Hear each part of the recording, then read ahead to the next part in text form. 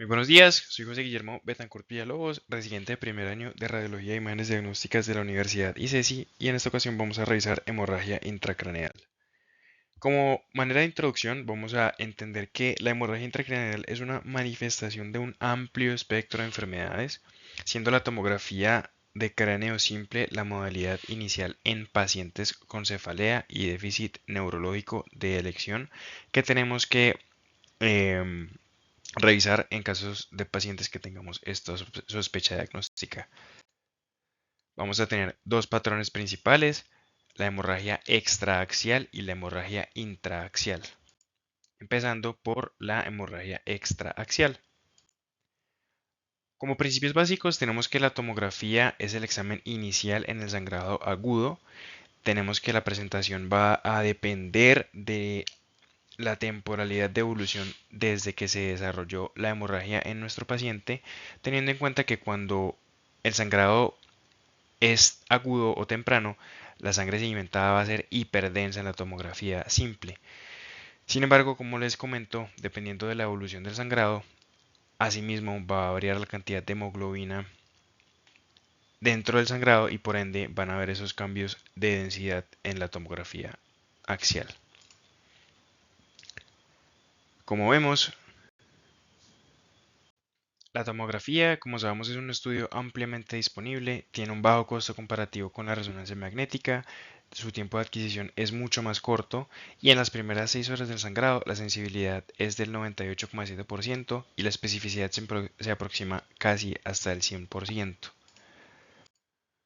Como sus causas tenemos principalmente la ruptura de aneurismas saculares, que va desde el 85 al 90% de la etiología de este diagnóstico.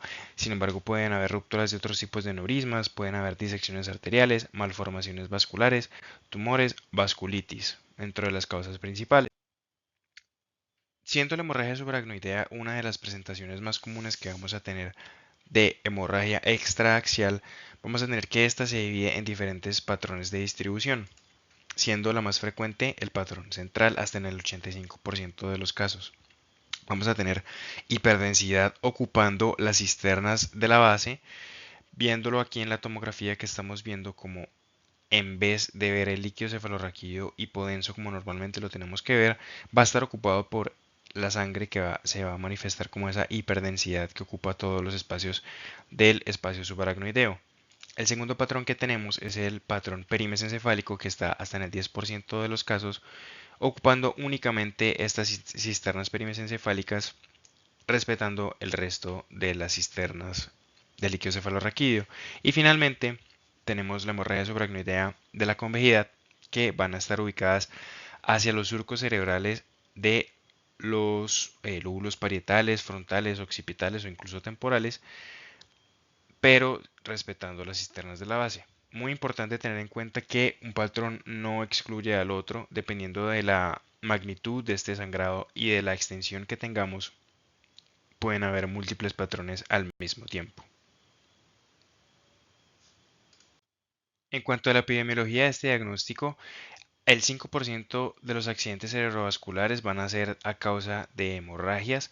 La incidencia está cerca del 6 a 9 casos por 100.000 personas por año.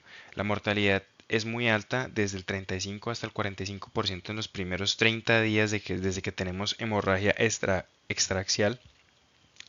El 50% de los pacientes son menores de 55 años, el 50% no vuelven a su estado funcional de base y el 25% requieren ayuda de terceros un año después. Como vemos, no solamente es una entidad altamente mortal, sino con una muy alta carga de morbilidad para los pacientes.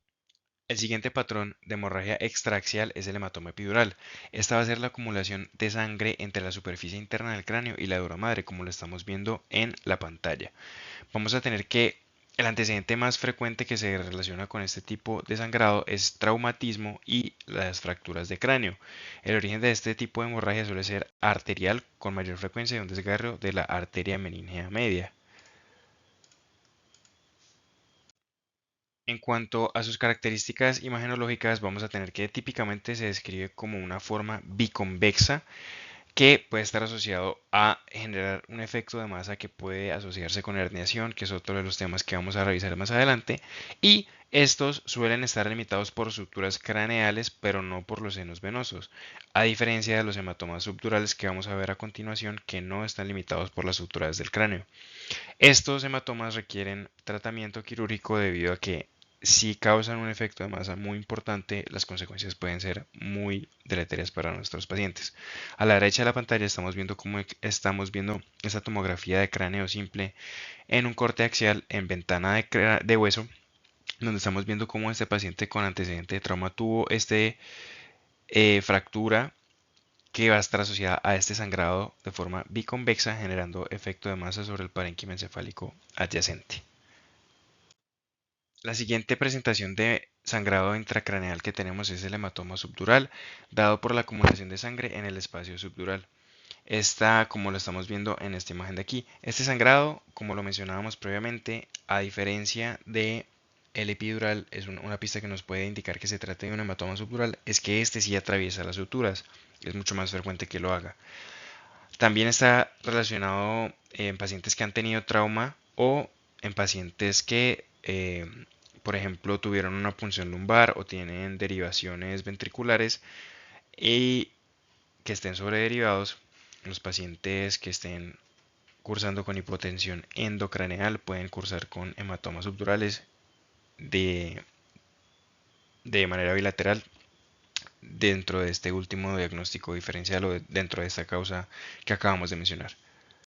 Sus características imagenológicas van a ser que a diferencia de los epidurales, estos van a tener forma semilunar y son más extensos. Como vemos aquí, a diferencia del epidural, este hematoma, como lo decíamos, puede atravesar las suturas craneales, es mucho más extenso, pero dependiendo también de la evolución del sangrado, vamos a ver su densidad. Cuando es crónico es marcadamente hipodenso, cuando es agudo es hiperdenso, pero en este caso estamos viendo un hematoma subdural que es isointenso con el parénquima cerebral. Este hematoma subdural es de temporalidad subaguda y un tip que nos puede ayudar a diferenciarlo, siendo que es muy difícil diferenciarlo aquí por su extensión y por su densidad muy parecida con el parénquima cerebral. Un tip que nos ayuda es ver que a diferencia de este lado, como vemos, hay una corteza que se diferencia de su sustancia gris con su sustancia blanca. Vemos cómo está corrida la corteza hacia una dirección medial, no adyacente con la bóveda craneal como lo vemos de este lado, sino que está, digamos, desplazada por esta imagen isointensa que se corresponde con el hematoma subdural.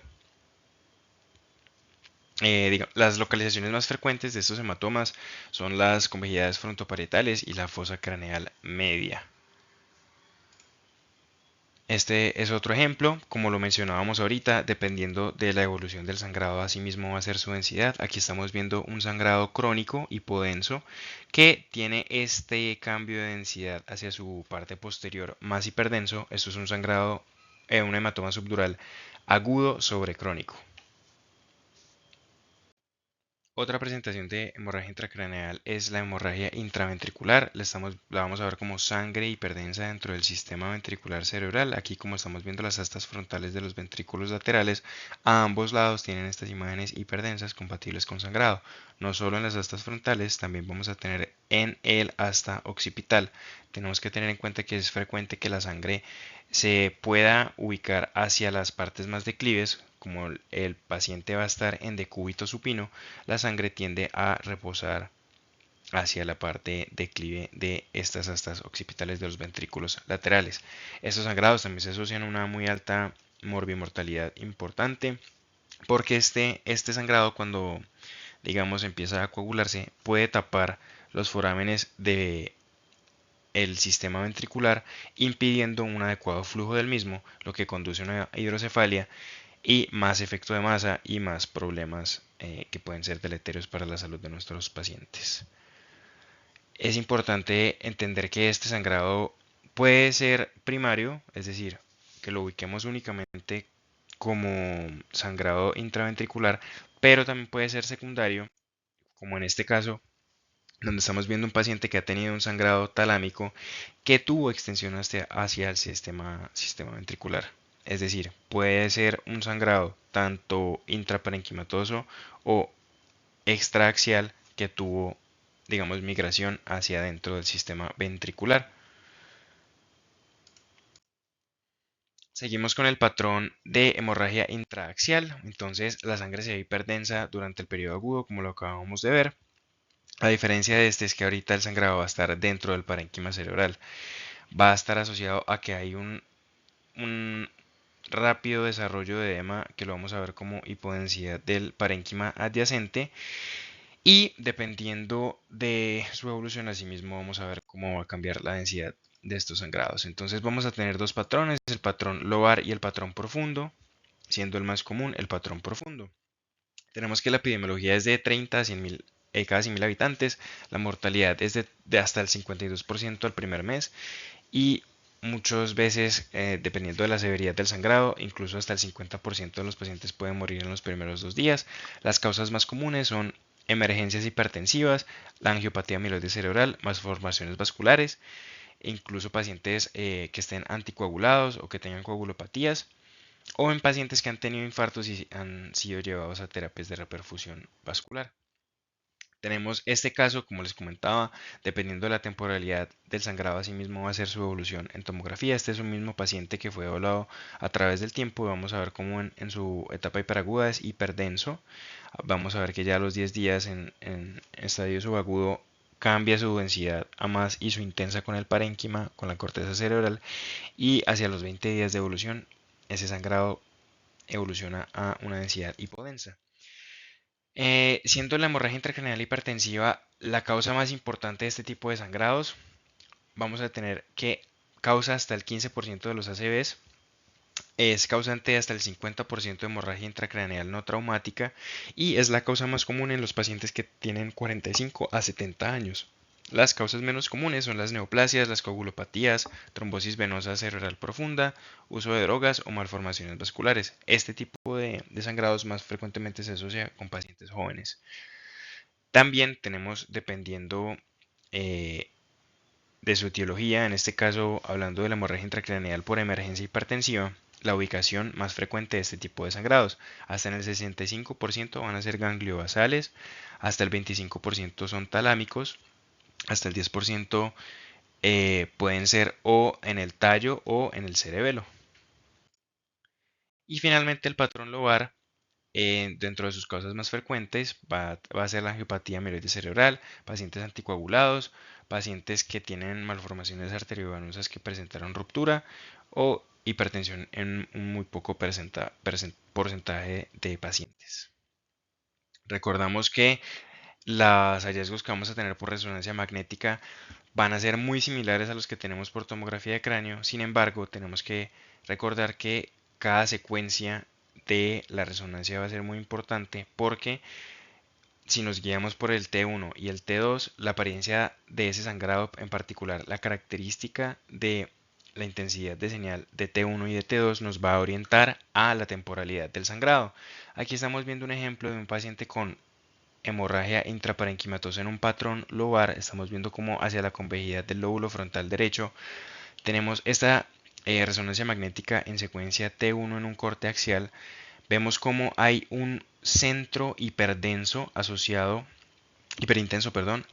a una hipointensidad circundante. Vemos cómo en FLAIR se comporta hipointenso asociado a esta hiperintensidad circundante dada por el edema. Y en un corte más inferior vemos cómo hay otros sangrados lobares en diferentes estadios de evolución. Esta es una tabla muy importante que vamos a tener para evaluar la temporalidad de los sangrados por resonancia. Entonces, siguiendo el ejemplo anterior, si tenemos un sangrado que es hiperintenso en T1, viendo acá, más hacia acá, y con un comportamiento en T2 hipointenso, muy probablemente este paciente se trataba de un paciente que estaba en un estadio subagudo con un sangrado de 2 a 7 días.